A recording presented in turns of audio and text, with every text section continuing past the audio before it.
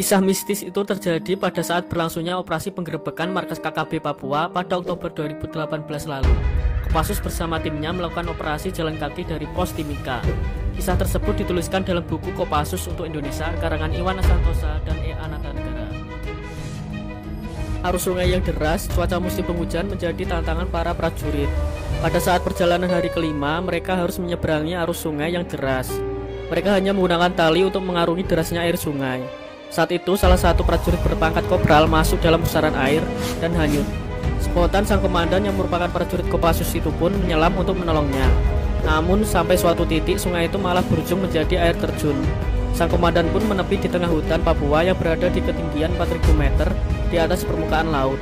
Karena terus berusaha mencari prajuritnya yang hilang, sang komandan malah tersesat di dalam hutan belantara Papua yang masih rimbun. Dia pun berusaha mencari arah untuk kembali ke Timika dengan harapan melaporkan anak buahnya yang hilang pada atasan untuk selanjutnya mencarinya kembali.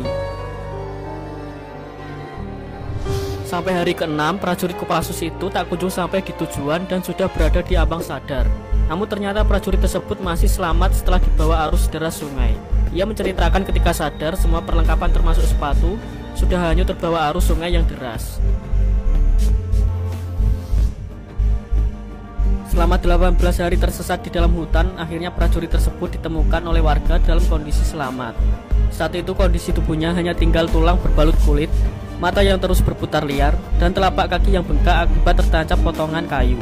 Yang membuat merinding, ternyata prajurit Kopassus itu mengaku selama tersesat di hutan, ia merasa dirinya diikuti oleh 3 sosok yang tak terlihat yang selalu membantunya.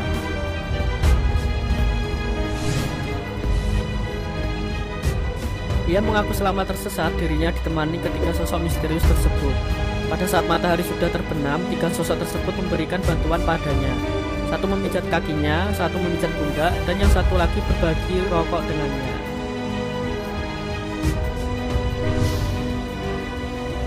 Setelah berhasil diselamatkan dan mengisahkan pengalamannya selama 18 hari tersesat di tengah hutan belantara, prajurit tersebut pun mendapat perawatan dari dokter.